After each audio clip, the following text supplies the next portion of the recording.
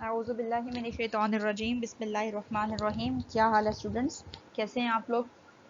امید ہے آپ سب خیریت سے ہوں گے بیٹا، صحت و تندرستی کی بہترین حالت میں ہوں گے بیٹا۔ امید ہے کہ آپ لوگوں نے لاسٹ لیکچر جو ہے وہ سن لیا ہوگا۔ کچھ بچوں نے مجھے اس کی سن کے اور 1 منٹ کا وائس میسیج بنا کے بھی بھیجا تاکہ مجھے پتہ چل جائے بیٹا کہ آپ لوگوں نے حدیث سن لی ہے، اس کو سمجھ لیا ہے اور کچھ آپ کے ذہن میں رہ گیا ہے۔ ٹھیک ہے بیٹا، تو اسی طرح سے آپ ساتھ ساتھ پڑھتے جائیے تاکہ آپ کے لیے یاد رکھنا آسان ہو جائے۔ ٹھیک ہو گیا؟ تو آج ہمارا لیکچر نمبر 19 ہے بیٹا۔ الحمدللہ ہمارے آج 19 لیکچر مکمل ہو جائیں گے، جس کے اندر اگر ہم دیکھیں تو سورہ بقرہ کے پہلے 5 رکوع ہم مکمل کر چکے ہیں اور پھر اس کے بعد حدیث جو ہے وہ 9 مکمل ہو چکے ہیں، نمبر 10 کریں انشاءاللہ۔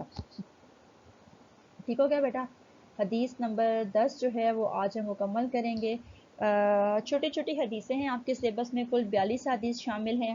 ٹھیک ہے، تو ہم اس طرح کرتے ہیں کہ اس ویک میں ہماری 11 حدیث مکمل ہو جائیں گی۔ ٹھیک ہے بیٹا، انشاءاللہ ہم ان کو 15 پہ جا کے سٹاپ کر دیں گے اور ہم دوبارہ سے اپنے سورہ بقرہ کے رکوع کی طرف جائیں گے۔ ٹھیک ہے بیٹا، تھوڑا تھوڑا کر کے ہم ان کو شروع کریں گے دوبارہ سے۔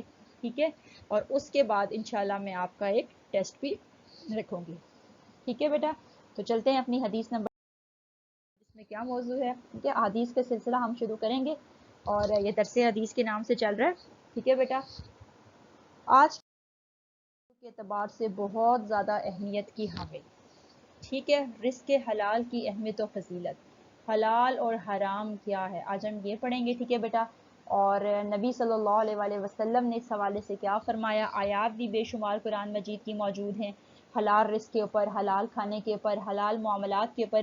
یہ بات ہم کافی دنوں سے ڈسکس کر رہے ہیں اور یہ چیزیں کچھ ابھی آئیں گی۔ دیکھیں، رزق حلال پہ پہلے بھی آپ حدیث پڑھ چکے ہوئے، ہم جنرل ڈسکشن کر چکے ہوئے۔ آپ نے یہ چیز ذہن میں رکھنی ہے بیٹا کہ حلال میں آپ کو پہلے بھی بتا چکی ہوں، حلال کا تعلق معاملات سے بھی ہوتا ہے، حلال کا تعلق کھانے پینے سے بھی ہوتا ہے، اور حلال کا تعلق جو ہوتا ہے، حلال حرام کا تعلق اس کے ساتھ بھی ہوتا ہے، آپ کے رزق کے ساتھ بھی ہوتا ہے۔ ٹھیک ہے، تو رزق کا دائرہ خود بہت وسیع ہے اگر آپ غور کریں۔ میں نے آپ کو پہلے بھی بتایا، رزق کے اندر آپ کی مال، آپ کی دولت، آپ کی اولاد تک آتی ہے۔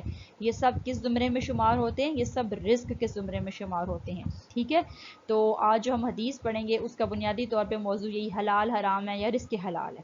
ٹھیک ہے، اعوذ باللہ من الشیطان الرجیم بسم اللہ الرحمن الرحیم۔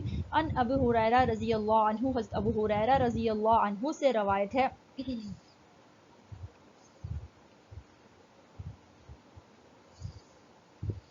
قال، انہوں نے کہا، قال رسول اللہ صلی اللہ علیہ وآلہ وسلم، کے رسول اللہ صلی اللہ علیہ وآلہ وسلم نے فرمایا،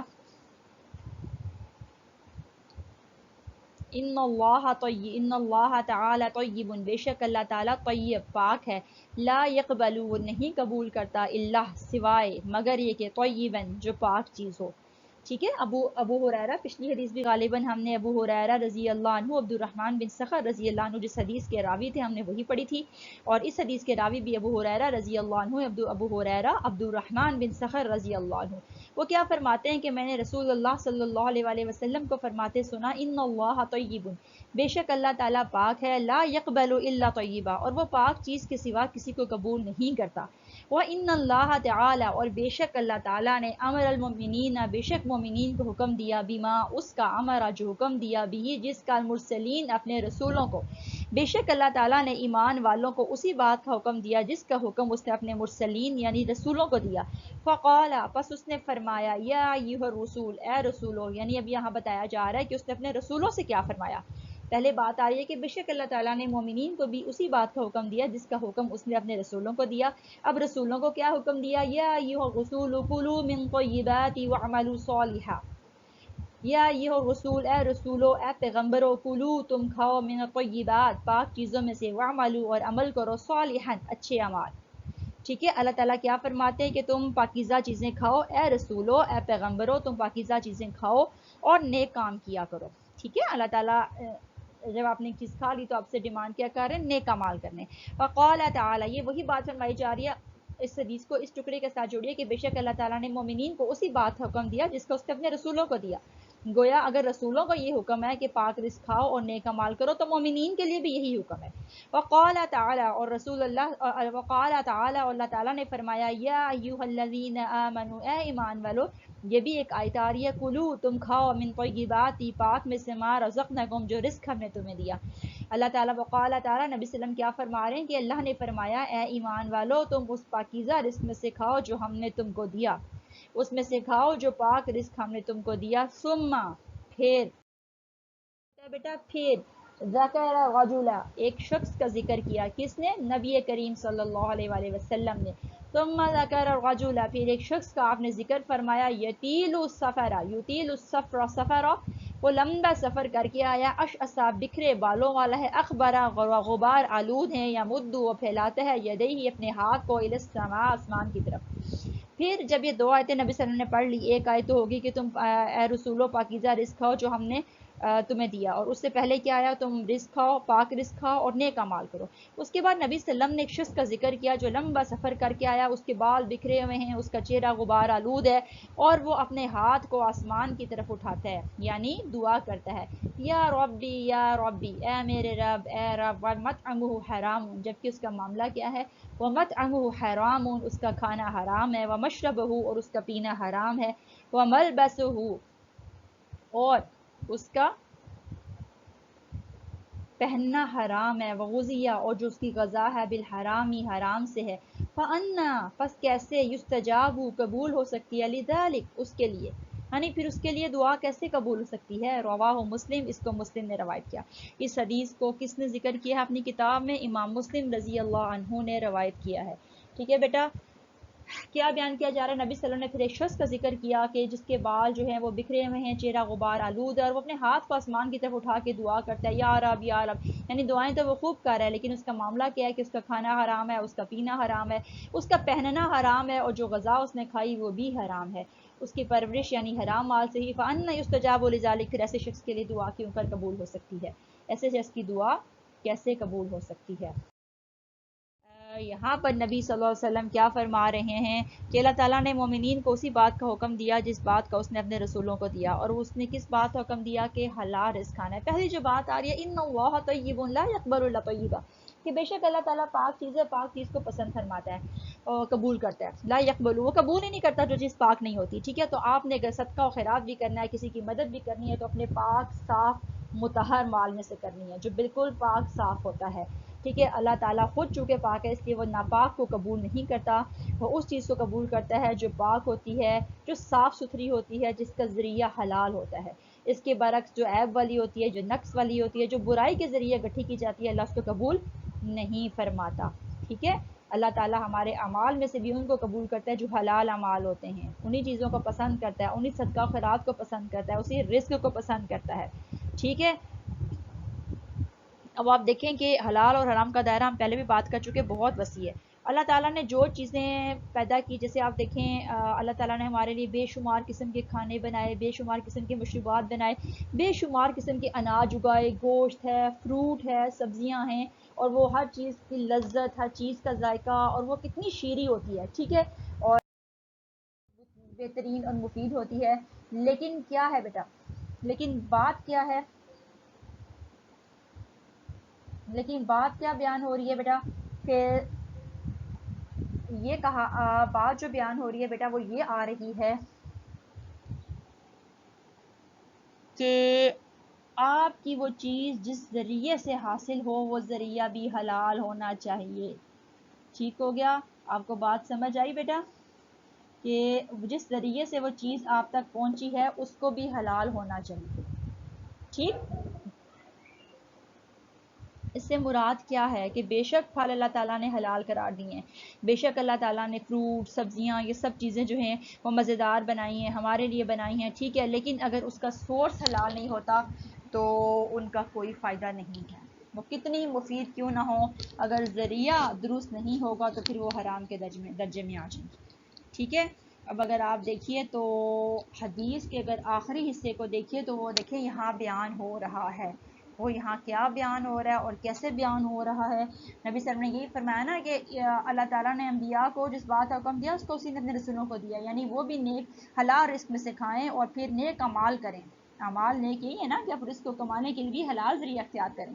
ٹھیک ہے بیٹا. پھر اس شخص کا ذکر کیا جس کا کھانا بھی حرام ہوتا ہے, جس کا پینا بھی حرام ہوتا ہے, جس کا لباس بھی حرام ہوتا ہے, اور وہ پھر یا ربی کہہ کے آسمان کی طرف ہاتھ بھی اٹھاتا ہے, دعا بھی مانگتا ہے, تو اس کی دعا قبول نہیں ہوتی.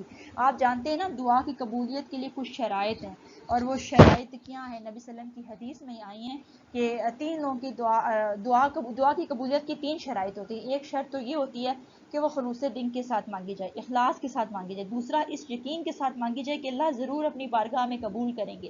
اور تیسری بات یہ ہوتی ہے بیٹا کہ حلال رزق کھا کر دعا مانگی جائے. نبی صلی اللہ علیہ وسلم نے فرمایا نا کہ حرام رزق کھا کے جو دعا مانگے گا اس کی دعا قبول نہیں ہوگی. اسی طرح آپ نے فرمایا کہ جس کے لباس کا 10واں حصہ, بعض میں 40واں حصہ بھی آتا ہے, حرام کا ہوگا تو اس کی عبادت قبول نہیں ہوگی, اس کی نماز قبول نہیں ہوگی. جس نے حرام کھایا 40 روز تک اس کا کوئی عمل قبول نہیں ہوگا. پھر کیا فرمایا کہ حرام رزق سے پلا ہوا جسم ہی زیادہ اس لائق ہے کہ اس کو دوزخ میں ڈالا جائے. بے شمار حدیث ہمیں جو ہے وہ حرام کی جو ہے وہ ممانعت پہ ملتی ہیں. ٹھیک ہے, اس سے پرہیز کرنا ہے. اور بے شمار حدیث ہمیں حلال کی فضیلت پر ملتی ہیں. ٹھیک ہے, ابھی بھی جو حدیث آپ کے سامنے ہے کیا ہے؟ جس شخص کا کھانا پینا لباس حرام سے, اللہ اس کی دعا قبول نہیں کرتا. نبی صلی اللہ علیہ وسلم کے پاس ایک صحابی آئے تھے, حضرت صاحب بن وقاص رضی اللہ عنہ. انہوں نے نبی صلی اللہ علیہ وسلم سے درخواست کی, یا رسول اللہ میں کیا عمل کروں کہ میں مستجابات الدعوات بن جاؤں. مستجاب الدعوات جس کی دعائیں قبول ہوتی ہیں. نبی صلی اللہ علیہ وسلم نے فرمایا لقمہ حلال کھاؤ, تمہاری ہر دعا قبول ہو جائے گی. ٹھیک ہے, تو گویا دعا کی قبولیت کے لیے بہت ضروری عنصر جو ہے وہ حلال رزق کھانا بھی ہے. حلال رزق کھانے والے کی دعا قبول ہوگی, حرام کمائی والے کی نہ دعا قبول ہوتی ہے نہ ہی اس کی عبادات قبول ہوتی ہیں. اور حرام پہ پلنے والا جسم ہی نعوذ باللہ زیادہ اس لائق ہوتا ہے کہ وہ دوزخ کا ایندھن بن سکے. ٹھیک ہے, ایون آپ دیکھیں نہ آپ کی نماز قبول ہوگی, نہ حرام سے اگر آپ زکوٰۃ کرتے ہیں تو وہ قبول ہوگی, حج جیسی عبادت قبول نہیں ہوگی, روزہ قبول نہیں ہوگا. ٹھیک ہے, یہ سارے کیا ہیں؟ یہ حرام. حلال رزق کی طلب کرنا, حلال رزق کو حاصل کرنا بہت ضروری ہے بیٹا. اس کے علاوہ ہمارے اعمال جو ہیں وہ اللہ تعالیٰ کی بارگاہ میں مقبول نہیں ہوتے. ہم سب کو اللہ تعالیٰ سے دعا کرتے رہنا چاہیے کہ اللہ تعالیٰ ہمیں حلال رزق کھانے اور کھلانے کی توفیق دیں, تاکہ اللہ تعالیٰ کی بارگاہ میں ہماری دعائیں بھی قبول ہوں اور اللہ تعالیٰ کی بارگاہ میں ہمارے اعمال بھی قبول ہو سکیں. ٹھیک ہے بیٹا, نبی صلی اللہ علیہ وسلم نے بہت پیاری دعا سکھائی ہے, آپ اس کو یاد کر لیجئے اچھی طرح سے, اور ہر نماز کے بعد پڑھنے کی بھی اپنی عادت بنا لیجئے. ایون یہ آپ کو رزق حلال حاصل کرنے میں علم نافع, اپنے پڑھنے بھی بیٹھتے ہیں تو یہ دعا پڑھ کر بیٹھیے, عمال کرتے ہیں تو اللہ تعالیٰ سے دعا کیجیے. نبی صلی اللہ علیہ وسلم نے کیا دعا سکھائی؟ اللہم انی اسألک علما نافعا ورزقا طیبا وعملا متقبلا. اللہم, اے اللہ, انی اسألک, بے شک میں سوال کرتا ہوں, علما نافعا, نافع علم کا, ورزقا طیبا, اور طیب رزق کا, حلال رزق کا, وعملا متقبلا, اور ایسے عمل کا جو تیری بارگاہ میں مقبول ہوتا ہے. ٹھیک ہے بیٹا, اللہم انی اسألک علما نافعا ورزقا طیبا وعملا متقبلا. Oh Allah, I ask you for beneficial knowledge, goodly provision and acceptable deeds. آمین. ٹھیک ہے, اللہ تعالیٰ ہم سب کو نافع علم عطا فرمائے, ایسا علم جو نفع دینے والا ہوتا ہے, اور ایسا رزق جو پاک ہوتا ہے, اور ایسے اعمال کرنے کی توفیق دے جو اللہ تعالیٰ کی بارگاہ میں مقبول ہوتے ہیں. امید ہے آج کی حدیث آپ کو سمجھ آ گئی ہوگی بیٹا, اور یہ صرف پڑھنے کے پوائنٹ آف ویو سے نہیں بلکہ یہ سمجھنے کے پوائنٹ آف ویو سے بھی بہت امپورٹنٹ ہے. آپ سب نے اس کو یاد رکھنا ہے, اس کو سمجھنا ہے, اور آپ کو اس کو اپنی زندگیوں میں نافذ کرنا ہے. حلال کھانا بہت ضروری ہے, اس کے بغیر ہمارا کوئی عمل, کوئی دعا قبول نہیں ہوگی. اور اس کمیاں کوتاہیاں ہم سب سے ہی ہو جاتی ہیں, کیونکہ اللہ تعالیٰ کی بارگاہ میں معافی مانگیے. یہ دعا کثرت سے پڑھیے, انشاءاللہ اللہ تعالیٰ آپ کے اعمال کی بھی اصلاح کر دیں گے, آپ کی دعاؤں کو بھی قبول کریں گے, اور آپ کو علم نافع سے بھی نوازیں گے.